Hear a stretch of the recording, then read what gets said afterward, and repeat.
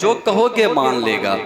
उसे ये पता नहीं जालिम, आज तूने 3 दिन बंद किया है। अरे मेरे नबी और मेरे नबी के दीवाने, मेरे नबी के घराने वालों को जालिमों ने मक्के में शयाबे अबी तालिब में 28 से 3 साल तक कैदियों की शक्ल में रखा। मेरे नबी के घराने वाले, मेरे नबी के दीवाने पत्ते चिबा चिबा कर अपनी जिंदगी का गुजारा किया।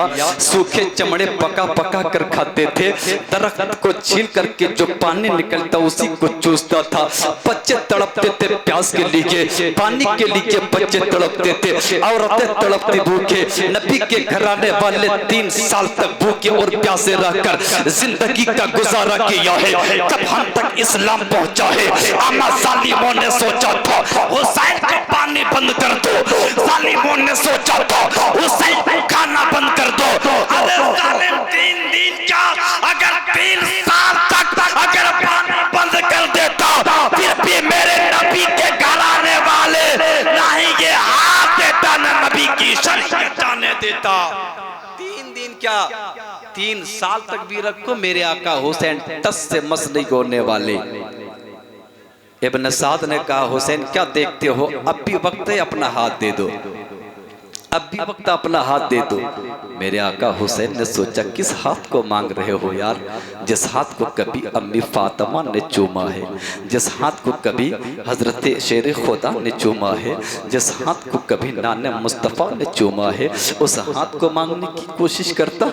या मेरे आका हुसैन हाथ ही की तो बात दे देते, या मेरे आका हुसैन चंद मिनट के लिए दे देते, चंद सेकंड के लिए रख देते। लेकिन आवाज आती है बंदे क्या कह रहे हो, ये हाथ। अगर सिर्फ हाथ की बात होती ना तो हुसैन हाथ रखता नहीं बल्कि काट के दे देता। यजीद के आगे यजीद को हाथ काट करके पेश कर देता। लेकिन यह हाथ की बात नहीं, अगर मैं ये हाथ देता तो मेरा हाथ नहीं बल्कि नबी की शरीयत चली जाती, नबी की सुन्नत चली जाती। अब मेरे आका हुसैन अड़े, मेरे आका हुसैन देख रहे अपने हथेली को, यार किस हाथ को मांग रहे हो। अगर ये हाथ सिर्फ हुसैन का होता तो शायद बढ़ जाता, ये हाथ सिर्फ एक लावारिस का होता तो बढ़ जाता, किसी मजदूर का हाथ होता तो बढ़ जाता, किसी मजबूर का हाथ होता तो बढ़ जाता, किसी अफर्द का हाथ होता तो बढ़ जाता, अगर तन्हा हुसैन का होता तो बढ़ जाता। ये हाथ सिर्फ हुसैन का नहीं के कमा बेश 1,24,000 अंबिया का वारिस है।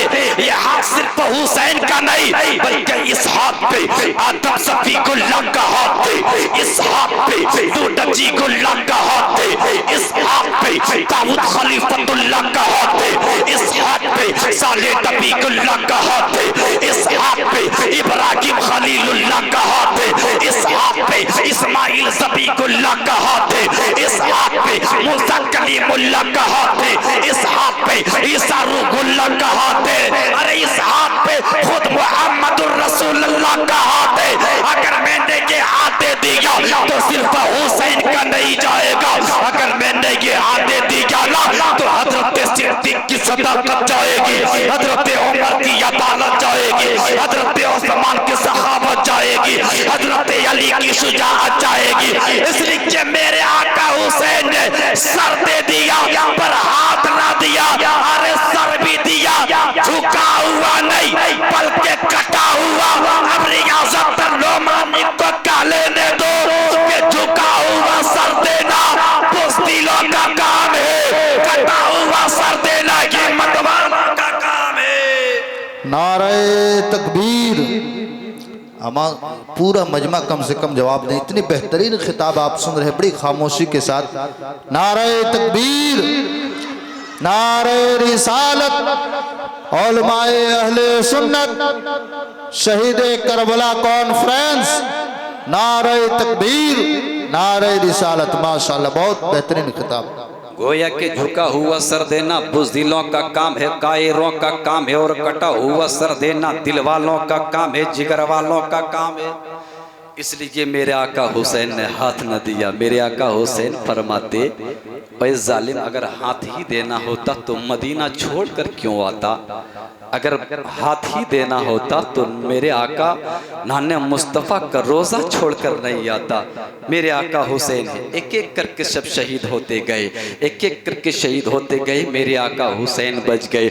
मेरे आका हुसैन मैदान में आते, मेरे आका हुसैन मैदान में आते, खुतबा फरमा रहे, ओ इब्न साद, ओ यजीदियो, इतना बता मैं कौन हूँ? का आप तो अली का बेटा, आप हुसैन हो, नबी के नवासे हो। मेरे आका हुसैन फरमाते, ओ जालिमो, इतना तो बता दो कि तुझे कलमा किसने दिया? कहा तेरे नाना ने। कहा इस्लाम किसने दिया? कहा तेरे नाना ने। कुरान किसने दिया? तेरे नाना ने। शरीयत किसने दी? तेरे नाना ने। हदीस किसने दिया? तेरे नाना ने। वजू का तरीका किसने बताया? तेरे नाना ने। नमाज किसने दी? तेरे नाना ने। तब मेरे आका हुसैन फरमाते, ओए जालिम, जब सब कुछ मेरे नाना ने दिया है, फिर नवासी का खून का प्यासा क्यों हो? अब भी वक्त है, लौट जाओ। आवाज आती है, हुसैन, बहकी बहकी बातें करने की कोई जरूरत नहीं है, अब भी वक्त है, अपना हाथ दे दो। मेरे आका हुसैन फरमाते, सब कुछ दे दूंगा, हाथ नहीं दूंगा। मेरे आका हुसैन बयान से तलवार निकाल लेते। जंग शुरू है। आखिरकार मेरे आका हुसैन यजीदियों को फिनारे जहन्नम पहुंचाते पहुंचाते शहीद हो जाते। अब करबला के बाद का कुछ वाकया बता देना चाहता हूँ। 10 से 5 मिनट तक मेरे आका हुसैन शहीद हो गए। रात होने लगी है, सारे लोग कहे लगा कर सोने लगे। मेरे आका हुसैन की बहन सैयदा ज़ैनब है। सुने, आज हम जो नाचते हैं, डीजे बजाते हैं, डीजे बजाने वालों सुनो, करबला में कितनी तकलीफें हुई थी, करबला में कैसा खून का आंसू रो रहे थे। आप तो बड़े खुशियां मनाते हो, मेला लगाते हो, खूब डीजे बजाते हो, खूब शराब पी के तमाशा बनाते हो। करबला को याद करो। सारे लोग का कहे लगा कर यजीदी सोने लगे, खाकर पेट भर भर कर खाने लगे। सैयदा ज़ैनब मेरे आका हुसैन की बहन है, वो टूटा हुआ खंजर लेकर लाशों को इकट्ठा करती है। अम्मा, जब वक्त आता है, आका हुसैन का रोल अदा कर रहे, वक्त आता है सैयदा फातिमा का रोल अदा कर रहे, टूटे हुआ खंजर लेकर लाश को इकट्ठा करते गए। बच्चों को सुला देती, वो सोचती अगर बच्चों को न सुलाई तो ये बच्चे बीमार पड़ जाएंगे, इसलिए 3 दिन से सोए नहीं, 3 दिन से भूखे और प्यासे हैं। सैयदा सकीना को भी सुला देते, बच्चों को सुला देती, औरतों को भी सुला देते। अब टूटा हुआ खंजर लेकर सैयदा ज़ैनब है जो पहरा देने लगती है, कहीं कोई तकलीफ ना दे, कोई मौजी जानवर ना आ जाए। सैयदा ज़ैनब पहरा देने लगी। अचानक हिचकियां लेने की आवाज आती है, हिचकियां लेने की आवाज आती है, कर्राने की आवाज आती है, रोने की आवाज आती है, आह भरने की आवाज आती है। सैयदा ज़ैनब कान लगाती है, आखिर हिचकियां की आवाज कहां से आ रही, हिचकियां की आवाज कहां से आ रही, कर्राने की आवाज कहां से आ रही। कान लगाते लगाते मैदान की तरफ चलती है। अचानक नजर पड़ती है, सैयदा ज़ैनब क्या देखती है कि सैयदा सकीना 7 साल की बच्ची है, आका हुसैन की बेटी है, एक लाश के सीने पे अपना सर रख करके हिचकियां ले लेकर रो रही, हिचकियां ले लेकर रो रही। सैयदा ज़ैनब बोल पड़ी, ओए सकीना, ये किसका सीना है, किसकी लाश है, जिसके सीने पे सर रख करके हिचकियां ले रही हो, हिचकियां ले लेकर रो रही हो, बता ये कौन है? सैयदा सकीना पलट कर जवाब देती, ओए फूफी ज़ैनब, आपको पता नहीं, आपने हमें खेमे पर सुला करके आप पहरा देने लगी, आपने सोचा कि सकीना सो गई, लेकिन फूफी ज़ैनब, ये सकीना को नींद नहीं आ रही थी, पापा की याद रुला रही थी, पापा की याद सता रही थी, इसलिए कि रोजाना अपने पापा के सीने में सर रख करके सोती थी, लेकिन आज पापा का सीना ना मिला तो सकीना की नींद रूठ चुकी है, सकीना की नींद खत्म हो चुकी है, हमें नींद नहीं आ रही थी। हमें खेमे से उठा और उठकर मैदान की तरफ हिचकियां लेने लगी, हिचकियां ले लेकर रोने लगी और अपने पापा को पुकारने लगी, ए बाबा कहाँ हो, आज तेरे सकीना को नींद नहीं आ रही है, आज तेरा सीना ना मिला तो तेरे सकीना की नींद उड़ चुकी है, ए बाबा तेरा सीना कहाँ है? ओए फूफी ज़ैनब जब मैदान में रो रो कर जब पापा को पुकारने लगी तो इसी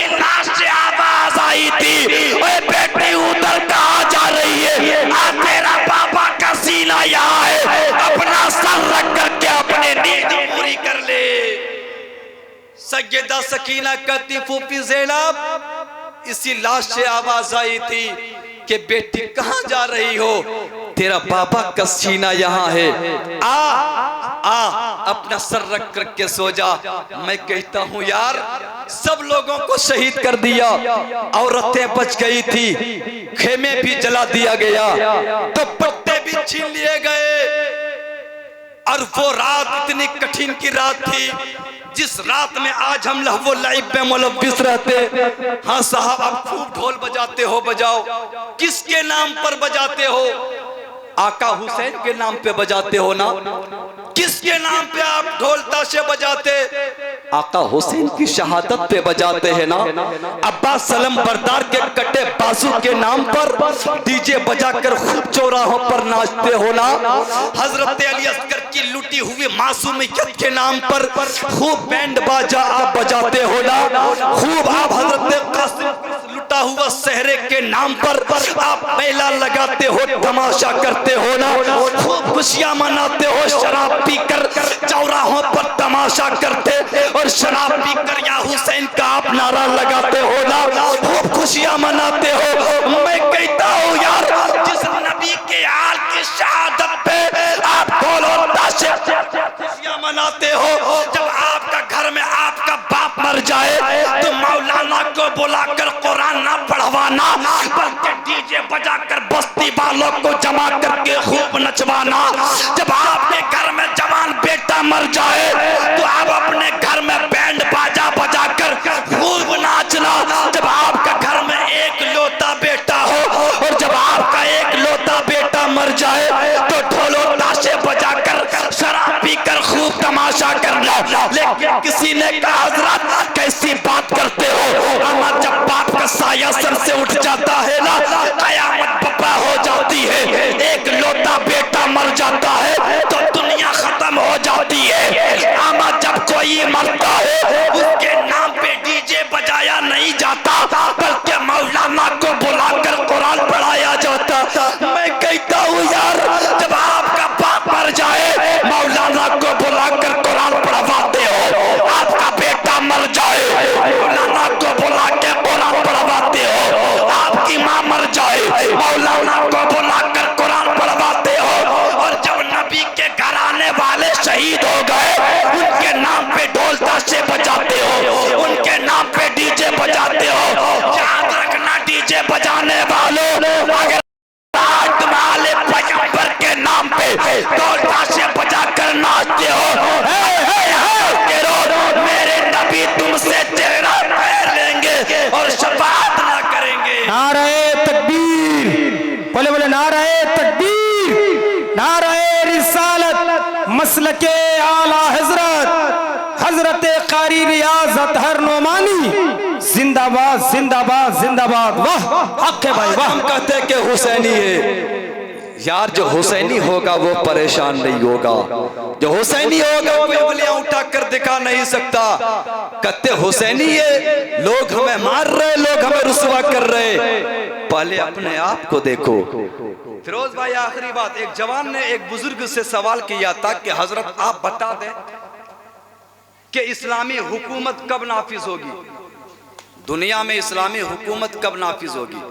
वो बाबा ने उस जवान को सर से लेकर के पैर तक देखा, देख करके कहा बेटा बता, ये तेरा जो जिस्म है कितने फिट का, तेरा धड़ है कितने फिट का। कहा बाबा सवाल का जवाब ये नहीं। कहा इतना तो बता, तेरे सवाल का जवाब इसी में है। कहा कि मेरे जिस्म का कितना फिट का होगा, 5 फिट का।